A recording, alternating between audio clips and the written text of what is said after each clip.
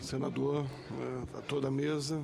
Queria cumprimentar especialmente a senadora Ana Rita, presidente da Comissão de Direitos Humanos, a quem tivemos também a oportunidade de ontem estar aqui tratando do tema desaparecidos na democracia. E verifico alguma semelhança com o que o nosso representante da BERT falou, quando destaca que grande parte da violência cometida aos profissionais de imprensa são causados pela polícia ou por abuso policial.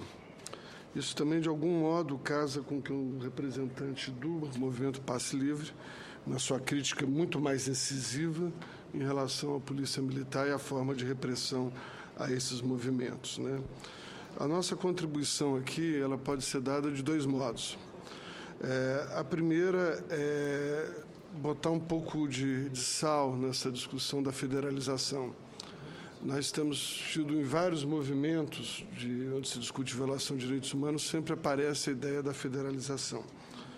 A tal ponto que, se formos federalizar todos esses casos, vamos cair no mesmo problema que temos hoje, né? Então, a federalização tem que ser feita em casos concretos em que você verifique realmente a impossibilidade da polícia, do Ministério Público e dos juízes de atuarem de forma independente e imparcial, né? Eu tenho uma certa dificuldade de aceitar que todas as situações que envolvam crimes comuns, porque é isso, independente de ser contra jornalista, contra médico, contra advogado, contra juiz ou promotor, quer dizer, qualquer ato de violência, ela é dada dentro dos critérios normais de distribuição de competência. O que ocorre é que, eventualmente, há situações sintomáticas em que determinados lugares, por determinadas circunstâncias, esses eventos ocorrem com uma frequência irritante e não há, por parte do Poder Judiciário ou mesmo do Ministério Público, uma ação efetiva e enérgica no sentido de coibi-los, em que há problemas graves de investigação, graves na persecução criminal e, obviamente, a falta de condenação que leva, inevitavelmente, à impunidade.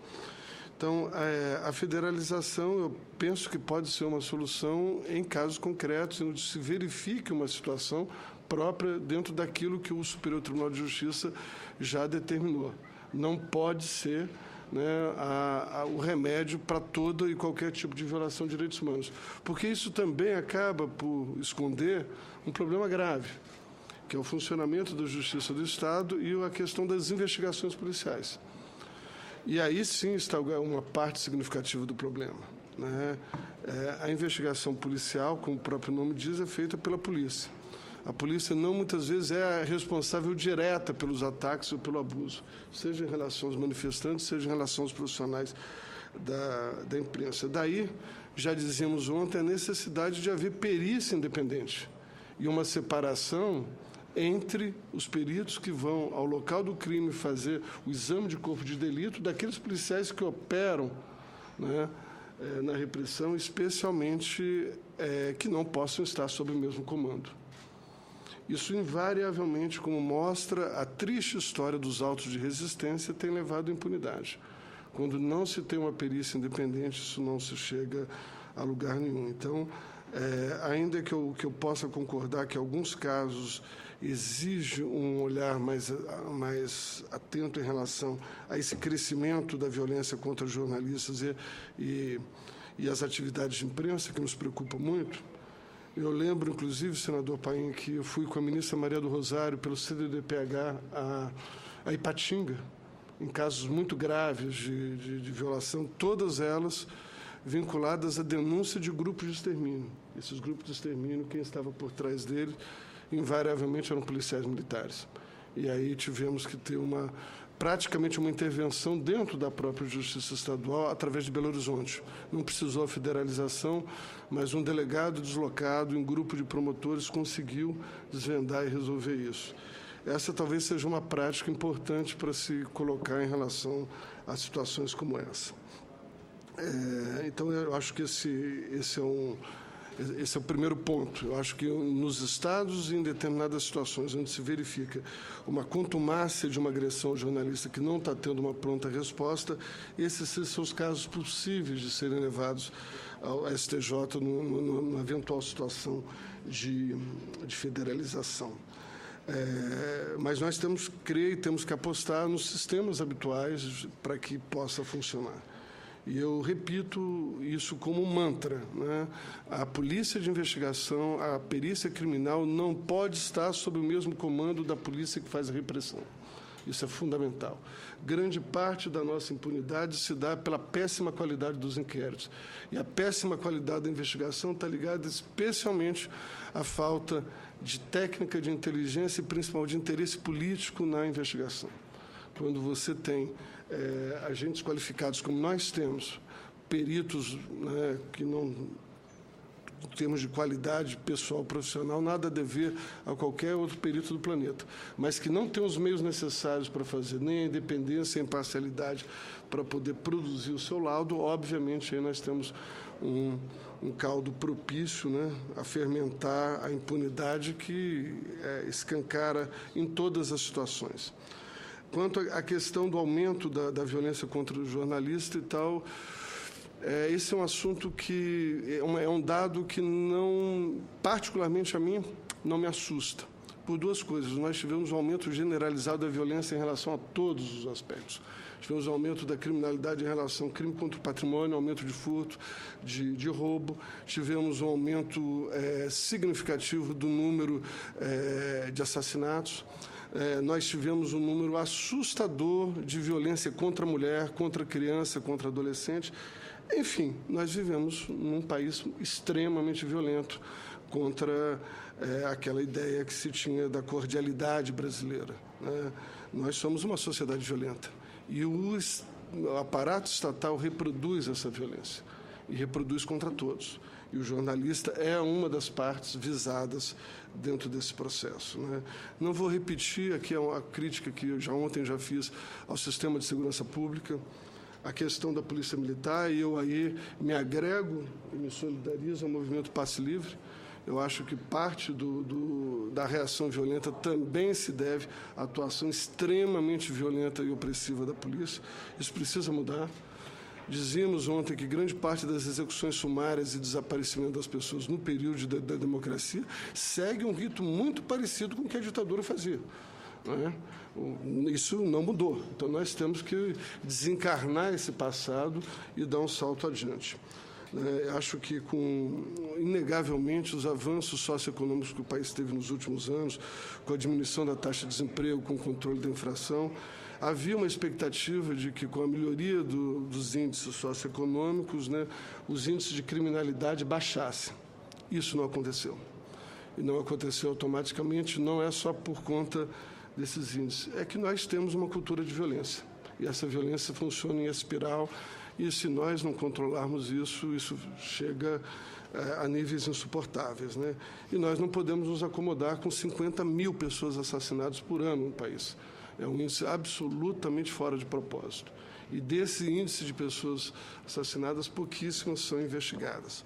De modo que essa ideia que a Abert trouxe de uma investigação, ela precisa ser feita, porque grande parte da investigação, ou das grandes investigações, ou dos grandes casos, foram resolvidos com a ajuda da imprensa. A imprensa, quando quer servir como auxílio da investigação, ela presta um grande serviço. Como, do outro lado, presta um péssimo serviço quando ela se serve para alimentar a exclusão, a discriminação, a homofobia, quando programas de reportagem de baixíssimo nível expõem a pessoa do preso. Então, a imprensa tem os dois lados. Quando ela trabalha em favor, né, do Estado Democrático de Direito, da investigação, da cobrança disso, ela funciona e funciona muito bem. E, por fim, eu acho que eu não podia deixar de falar alguma coisa sobre a questão do anonimato, né? Aí também a minha concordância com o movimento Passe Livre. Eu acho que há uma grande confusão hoje no país entre confundir manifestantes com vândalos. Vândalos pode estar em todos os lugares, pessoas violentas ou, enfim, que não passaram pelo Estado Democrático de Direito, tem inclusive no Congresso Nacional.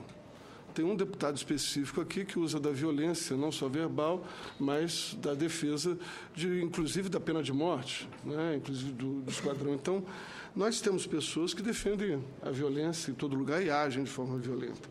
Agora, a manifestação das ruas e a manifestação ela tem que ser garantida. A liberdade de expressão, obviamente, serve não só para que a gente escute o que a gente deseja, mas principalmente que a gente possa escutar o que não gostaria de ouvir.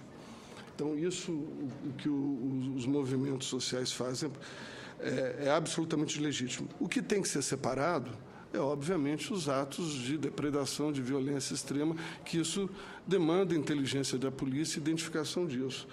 E essa questão do anonimato também serve, principalmente para quem conhece como funciona os subterrâneos da Polícia Militar, para proteger os manifestantes e sua família, porque não raras vezes, né, a exposição leva à retaliação explícita por parte dos agentes do Estado. Isso não pode ser, enfim, escondido nesse debate, né? É claro que eu não estou aqui dizendo, mas o Procurador Federal de Direito do Cidadão está defendendo a violência. Óbvio que não. Eu estou entendendo que para essas pessoas tem que haver investigação, prisão e, obviamente, dentro do processo democrático, daquilo que chamamos de devido processo legal, com direito à defesa, enfim, sem nenhuma dificuldade.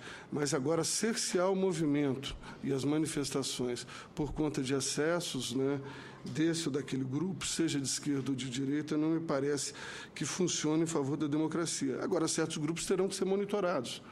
Não importa se eles funcionam como torcidas organizadas dentro de estádio de futebol ou se aproveitam a manifestação para a prática de crimes comuns, né? Isso tem que ser identificado, isso tem que ser investigado, isso tem que ser colocado. Então, eu acho que esse é o ponto importante. E, por último, e agora termino mesmo, senador, eu tenho muitas dúvidas a respeito de discutir projetos que qualifiquem atos de manifestação violenta como ato de terrorismo.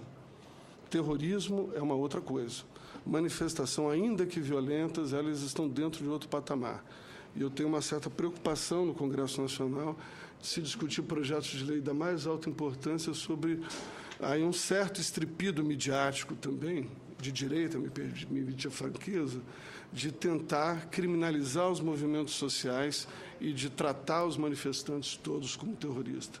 Isso é um completo absurdo, isso é incompatível com o Estado Democrático de Direito. O que nós temos que ter é uma polícia que haja com transparência, que haja com inteligência, que seja capaz de separar o joio do trigo, que garanta os espaços democráticos para a livre manifestação e para que os manifestantes do passe livre ou de qualquer movimento possam fazer, né, o que quiserem. Eu acho que ou protestarem quanto o que desejarem. Então, acho que esse equilíbrio tem que ser buscado pelo Estado, né, e, obviamente, pelos próprios movimentos da sociedade democrática. Obrigado.